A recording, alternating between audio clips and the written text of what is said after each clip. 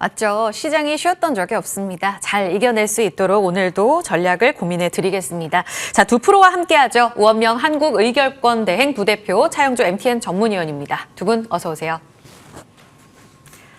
날씨만큼이나 힘들었던 금요일장 그리고 이번 주입니다. 지수 질문부터 드려볼 텐데요. 증시 조정 이유들이 복합적이다 이렇게 좀 두루뭉술하게 이야기를 많이 합니다. 오늘 장에 한 차례 더 저점을 낮추면서 지난 3월 저점까지 내려앉으면서 테스트 국면에 들어갔지 않습니까? 예. 우원명 부대표님, 오늘 시장이 가장 공포스럽게 느꼈던 포인트는 뭐라고 보세요?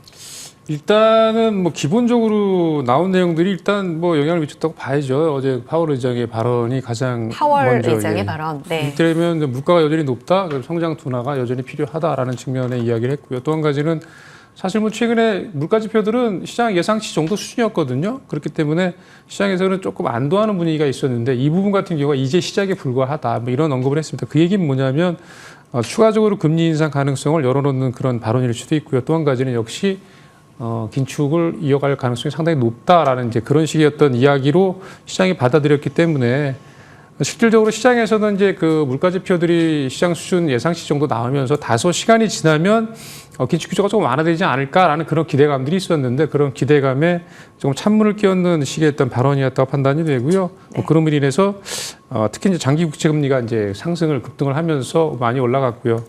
주가가 좀 하락하는 그런 국면이 연출이 되고 있는데요. 특히 장기 이제 국채가 이렇게 올라간다는 이유는 말 그대로 이를테면 이제 고금리가 상당히 장기화될 가능성에 대한 반증이라고 생각을 합니다. 그래서 당장의 어떤 그 조금 빠르게 예를 들면 시장이 예상하거나 기대하는 수준의 어떤 그런 긴축 완화는 조금 기대하기 어렵지 않을까라는 그런 이제 우려감이 반영된 걸로 판단이 되고요. 네. 시장의 두려움은 말씀하신 대로 우리 앵커님 말씀해 주신 대로 이제 복합적이다라는 게 맞는 것 같아요. 특히 이를테면 그동안에 사실 이제 시장은 기존 시장 이제 긴축 이슈에만 항상 매몰돼 있고 이제 그 부분이 어떻게 진행이 되고 어떤 식으로 해결이 되고 어떤 식으로 유지가 될 건가라는 거에 포커싱이 됐었는데 불현듯 또 전쟁이 또 터졌잖아요. 이스라엘과 팔레스타인의 전쟁이 또 새롭게 이제 악재로 나오면서 이 부분이 또 같이 복합적으로 상당히 복잡해지는 양상으로 진행이 되는 것 같아요. 그래서 지금 전쟁이 지금 뭐 막 발발이 됐는데 지금 흐르는 상황 보면은 좀 장기화될 가능성이 높아지는 그런 국면으로 이해가 되잖아요. 그래서 이번 주에는 확실히 장기화될 수 있다로 바뀐 거다. 예, 뭐 그런 어떤 예를 들면 이스라엘 대통령이 나와서 이야기도 했고 아니면 이란 대통령이 나와서 뭐 개입 가능성도 이야기를 하고 이렇게 이제 공식적으로 공격적으로 이야기를 하기 시작하면 뭐 내부적으로 이야기가 된 것도 아니고 외부적으로 이미 그렇게 이야기를 한다는 얘기는 여차하면 진행이 될 수 있다라는 그런 식의 어떤 시그널로 당연히 읽히기 때문에 그렇다라고 한다면 중동 지역 전체가 그 전쟁화되는 뭐 이를테면 굉장히 복잡해지는 양상에 그러면 그게 금방 끝날 가능성이 금방 끝날 가능성이 상당히 낮잖아요. 그래서 이 부분 같은 경우가 지금 상황에서는 이제 그 이란과 팔레스타인의 전쟁 장기화 가능성 이 부분이 가장 악재다라고 판단이 되고요. 우리 과거 증시 경험해 보면 총성이 울리면 주식을 사라. 이 얘기는 뭐 항상 일반적인 얘기였는데 이번에는 조금 맞지 않을 가능성이 높겠다 이렇게 말씀드려보겠습니다. 네, 원래는 이제 전쟁 초반의 이야기는 전쟁이 발발하게 되면 유가 상승, 물가 상승, 그래서 긴축 장기화보다는 오히려 지정학적 리스크 때문에 긴축을 고강도로 못할 것 같다. 이 프레임에 오히려 시장이 올랐잖아요. 그렇죠. 이제는 전자의 움직임으로 흘러가고 있다. 이렇게 지적을 해주셨습니다. 결국은 금리인데 그러면 차영주 전문위원님, 10년물 국채 금리가 간밤에 5%를 뚫었습니다. 오늘 다만 장중에 4.5%, 4.95%를 하회하면서 이때가 딱 시장에 오히려 저점을 딛고 낙폭을 좀 줄이는 데 일조하지 않았습니까? 하지만 금리의 절대적인 레벨은 너무나 높은 수준입니다. 다만 2년물 금리는 또 낮아져서 지금 금리에 대한 민감도 시장이 어느 정도 내성을 보이고 있다고 보시는지요? 지금 이제 장기 국채에 대한 민감도가 굉장히 높아졌다라고 말씀드릴 수가 있겠죠. 우리가 이제 시장에 있어서 무엇을 중점적으로 보느냐라는 거죠. 네. 2022년에는 우리가 금리를 안 봤죠.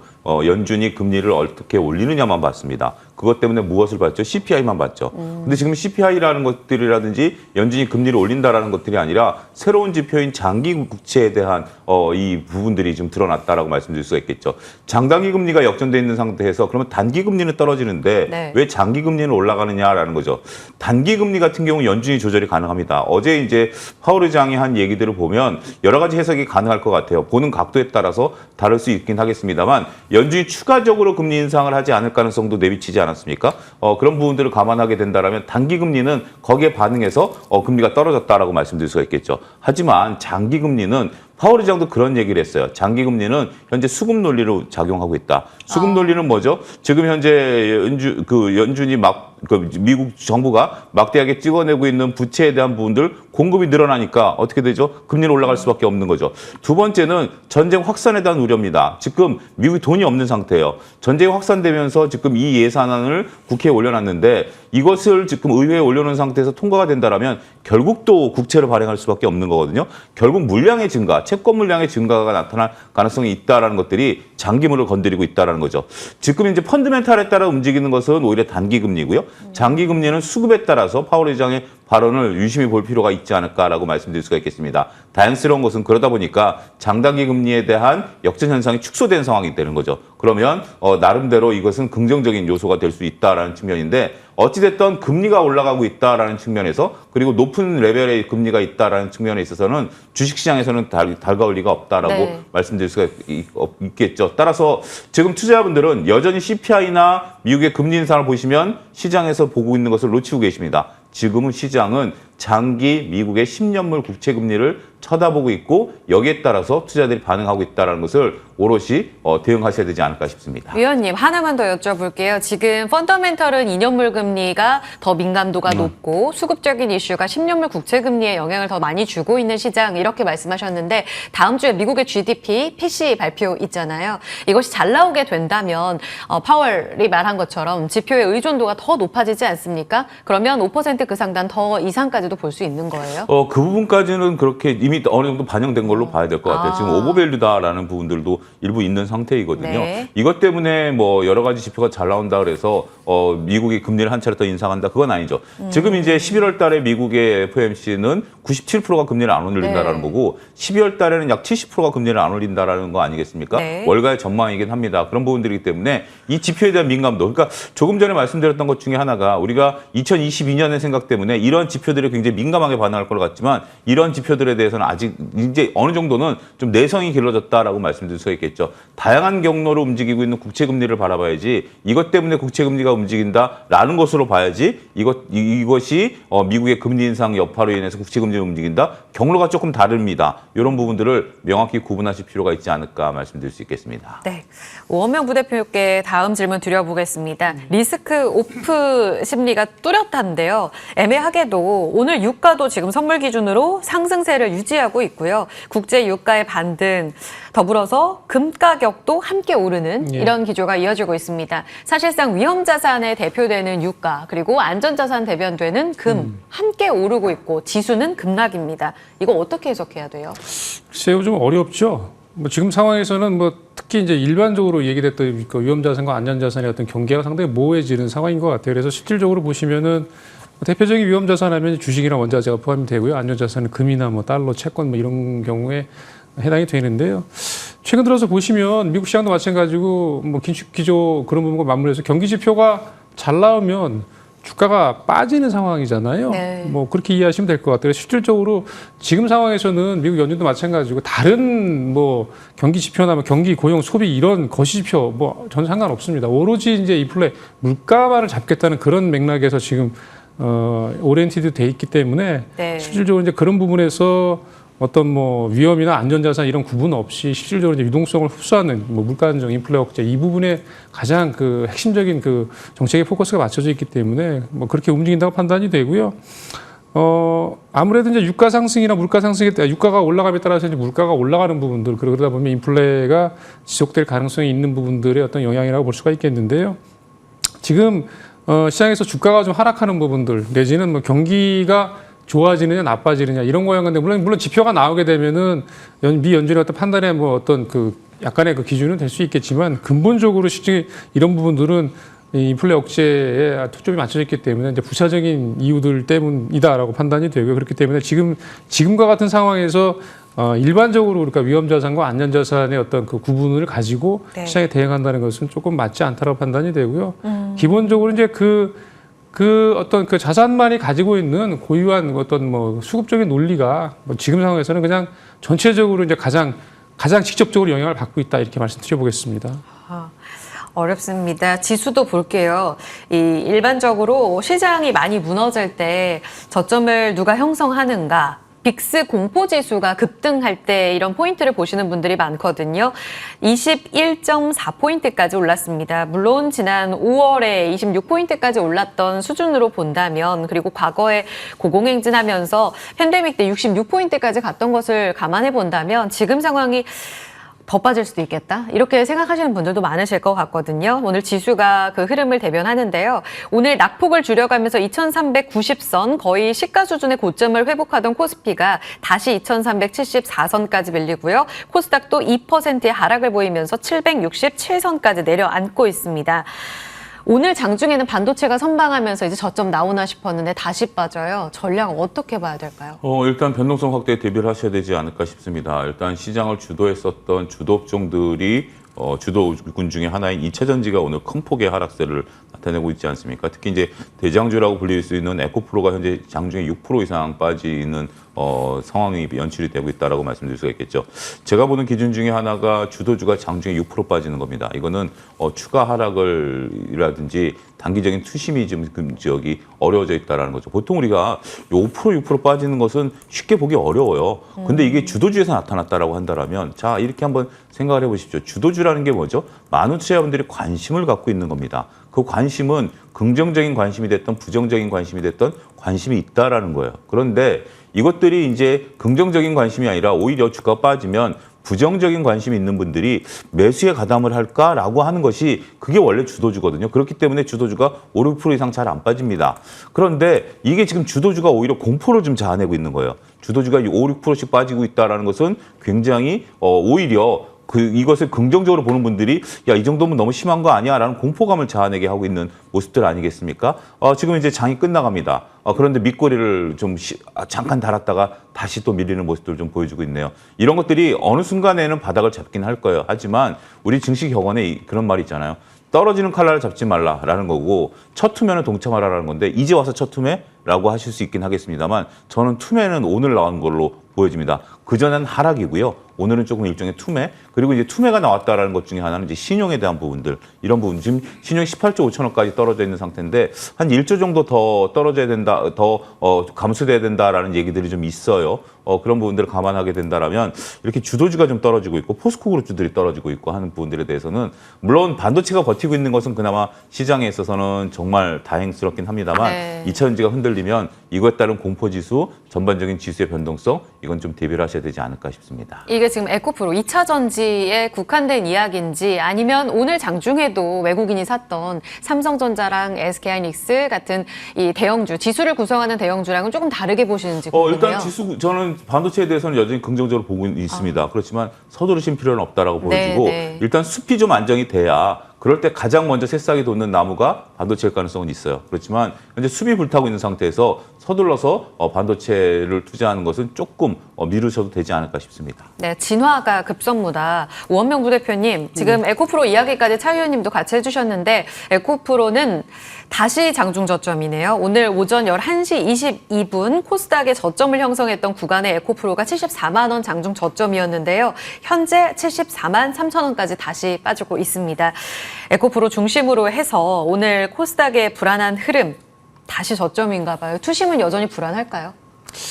불안하게 움직일 가능성이 높죠. 네. 지금 신용 앞에서 물량 더 털어낼 가능성 더 있다고 보세요? 그전에 항상 경험적으로 보면 시장에서는 사실 이제 투매가 한 번으로 끝나지는 않고요. 보통 이제 2, 3회 정도 반복이 되고 그다음에 단기적으로 저점을 찍는 경우가 일반적인데 이번에 어떨지 모르겠습니다. 일단 뭐 오늘 아침에 시초가 동시호가 들어올 때 호가들 보면은 막 그 호가가 굉장히 급변동이 심하잖아요. 네. 그 이제 반대의 물량들이 실질적으로 나오는 상황인데 오늘 아침에 이제 시초가 시작할 때 보니까 또 그런 물량들이 좀 줄어드는 상황. 그러니까 실질적으로 매물화되어서 물량이 쏟아지진 않았다는 얘기인데 아마 쏟아질 가능성이 이제 실질적으로 있다고 봐야죠. 그래서 그렇게 진행될 가능성이 높다고 판단이 되고요.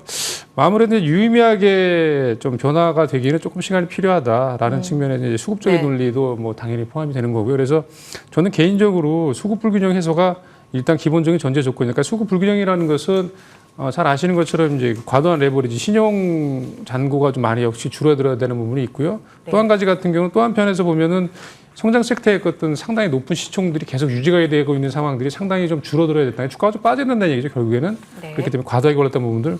뭐 2차전지 같은 경우도 여전히 뭐 예를 들어 에코프로를 예를 들어서 말씀을 드리면 150만 원 같은 게 지금 뭐 이제 70만 원대 중반까지 내려와서 뭐 반 가까이 빠졌다라고 이야기하시는데 이게 얼마부터 올랐냐면 10만 원부터 올랐어요. 그러니까 항상 제가 이제 그 주가가 좀 많이 빠질 때 보면 고점 대비해서 얼마큼 빠졌나를 이야기하시는데 그러면 그 가격이 저점 대비해서 얼마가 올라와 있는지 아직까지라는 측면에서 이제 좀 이렇게 보시는 게 맞다고 판단이 되고요. 어쨌든 간에 조금 바뀌려면 이런 성장 섹터, 뭐 굳이 뭐 딱 에코프로를 말씀드리는 건 아니지만 어쨌든 뭐 로봇 관련주도 일부 포함이 되고요. 다른 여타 업종도 성장성이 좋을 거라고 예견이 돼서 주가가 급등했던 종목들의 어떤 시총이 뭐 2조, 3조 막 갔던 그런 부분들이 좀 많이 줄어들어야 될 거라고 판단이 되고요. 이제 그러다 보면 결론적으로는 지금은 변동성이 커지고 있는 시장인데 실제로 시장이 좀 안정화되려면 변동성이 좀 줄고 예측 가능성이 높아야 되잖아요. 그러려면 이렇게 성장 섹터가 주가가 많이 올랐던 부분들이 상당 부분 어느 정도 좀 조정이 되고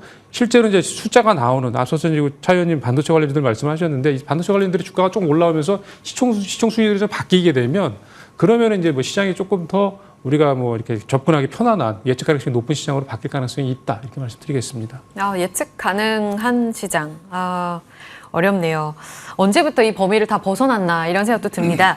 그러면 2차 전지의 연결고리로 이 테슬라가 간밤에 또 많이 불을 지폈죠. 크게 급락했습니다. 3분기 어닝 쇼크, 미국 시장 안에서도 실적에 따라 넷플릭스, 테슬라 전혀 다른 모습을 보이면서 실적 민감도가 강한 모습을 보여주고 있는데요. 중요한 건 향후 전망이 많이 무너졌다. IB에서도 목표가를 다 낮추면서 성장 스토리는 이제 끝났다라는 이런 비관론들이 나왔다는 건데 여기에 우리 시장이 또 영향을 받았던 게 아닐까 싶습니다. 과도한 하락이에요? 아니면 스토리가 좀 무너졌다고 봐야 돼요? 스토리가 좀 무너졌다고 봐야 되겠죠. 이거는 뭐 일론 머스크가 스스로가 인정을 한 거고요. 자동차 판매에 대한 둔화 경고를 좀 얘기를 했죠. 금리가 이렇게 높은 상태에서 과연 이렇게 높은 금리를 주고 자동차를 할부로 살 사람이 얼마나 되겠느냐라는 것들이고 그건 우리나라도 마찬가지죠. 자동차 할부 금리가 제가 알기로도 10%가 넘은 걸로 알고 있습니다. 이런 상태에서 과연 자동차를 그러니까 차가 없는 상태면 모르겠는데 기존에 있는 차를 교체해야 되는 교체 수요가 이게 지금 이렇게 급박하냐라는 부분들로 봐야 되겠죠. 더군다나 우리가 이제 차 가격을 낮춰서 팔았음에도 불구하고 생각보다 덜 팔렸죠. 그리고 목표인 130만 대를 달성하기 위해서는 43만 대가 넘는 50만 대를 4분기에 팔아야 되는데 이게 또 지금 현재 녹록치 않을 가능성이 있다는 거죠. 그러면 50만 대를 팔기 위해서는 가격을 더 낮춰야 되고 그러면 이익은 훼손된다라는 거죠. 그래서 일부 오늘 나온 이제 기사들을 보면 보통 평범한 자동차 회사가 돼버렸다. 그러니까 테슬라가 나타냈었던 비교 우위가 그 기가팩토리에 따른 높은 영업이익률 아니겠습니까? 근데 오히려 영업이익률이 현대차보다 떨어진 상태예요. 그렇다면 이게 그 기가팩토리에 따른 추가적인 영업이익률이 있었던 비교 우위의 회사가 일반적인 자동차 회사와 차별점이 없다라는 거죠. 그러면 그냥 자동차를 만드는 회사다라는 거죠. 물론 테슬라를 보는 시각은 다 다릅니다. 우리가 테슬라를 자율주행과 관련해서 아니면 인공위성과 관련해서 여러 가지로 보는 시각이 있습니다만 실질적으로 돈을 벌고 있는 건 자동차 아니겠습니까? 그리고 사이버 트럭에 대한 어떤 트리거인데 사이버 트럭에 대해서도 그 앨런 머스크가 얘기했죠. 1년 정도 지나야 현금 흐름이 개선된다. 사이버 트럭을 몇 대 팔아야 이익이 날까요? 지금은 사이버 트럭은 돈을 잡아먹는 하마입니다. 계속해서 개발 비용이 들어가고 있고 이런 것들이 나오고 100대 200대 팔아서 이익이 날까요? 전혀 이익이 안 납니다. 이것이 어느 정도 규모의 경제가 달성할 때까지는 그리고 기대치를 낮추라고 계속해서 시장이 얘기를 하고 있죠. CEO가 이렇게 얘기할 정도면 이거는 조금 문제의 심각성이 좀 있다라고 좀 봐야 되겠죠. 어찌됐든 테슬라가 비교 우위를 나타낸 것들, 그러니까 우리가 이제 성장 기업들이 갖고 있는 모습들이죠. 이런 것들이 언제까지 성장 우위를 나타내냐라는 건데 생각보다 성장 우위가 빠르게 식어버렸다라는 것이 좀 안타깝긴 합니다. 하지만 이것이 오롯이 테슬라의 어떤 본질적인 악재가 아니라 우리 기업들이 갖고 있는 전형적인 모습이고 전형적인 흐름의 모습들이다라고 말씀드릴 수가 있겠죠. 우리가 한때는 카카오가 시장을 장악하고 모든 것을 다 할 수 있는 플랫폼으로 봤습니다만 그냥 단순한 플랫폼 회사로 전락한 것처럼 이런 부분들로 우리가 오롯이 바라보셔야 되지 않을까 싶습니다. 전쟁 관련해서 좀 질문 드릴게요. 지금 유가가 88달러, 지금 선물 기준으로는 아시아장 열렸을 때 89달러까지 올라가면서 다시 90달러에 임박하려는 모습을 보이고 있습니다. 다만 오늘 중앙에너비스, 한국석유, 극동유와 관련한 종목들이 다 상승폭을 반납합니다. 그리고 정유주들도 여전히 힘이 없고요. 이쪽에 기회 계속 있나요? 글쎄요, 저는 뭐 기회가 있는지는 잘 모르겠어요. 그 얘기는 뭐냐면 관련된 종목들 이제 개별적인 종목들이 급등을 했다가 다시 또 주가가 좀 내려가는 그런 모양인데요. 전쟁 영향이라고 봐야죠. 그러니까 전쟁이 처음 딱 발발했을 때 힘적인 영향이 가장 크기 때문에 관련돼서 주가에 그 수급이 쏠리는 힘이 강한데 실질적으로 전쟁이 진행이 되고 정말로 유가가 올라갈 때도 아마 이런 관련주들은 제가 보면 주가가 올라갈 가능성이 낮습니다. 그 얘기는 뭐냐면 상당히 단기적인 이슈에 머물 가능성이 높다고 판단이 되고요. 매매 차원에 접근하시는 분들은 철저하게 단기 매매, 아주 짧은 매매로 접근하시는 게 맞겠다. 정유주 같은 경우는 역시 이제 고유가가 장기화될 거냐에 대한 부분들이 아직 좀 불투명해요. 그렇기 때문에 실질적으로 정제마진과 연결된 실적 연동이 돼야 주가에 이제 녹아드는 그런 흐름들로 진행이 되는데 시간이 좀 더 필요하다. 아직까지 예단하지 말자. 이렇게 말씀드리겠습니다. 어렵습니다. 그래도 지수가 다시 낙폭을 더 키우진 않고 있습니다. 그래서 저점은 지켜줄 것으로 보이는데요. 종가까지 기대해 보면서 두 프로와 인사 나눠보도록 하겠습니다. 우원명 부대표 차영주 전문위원이었습니다. 두 분 고맙습니다.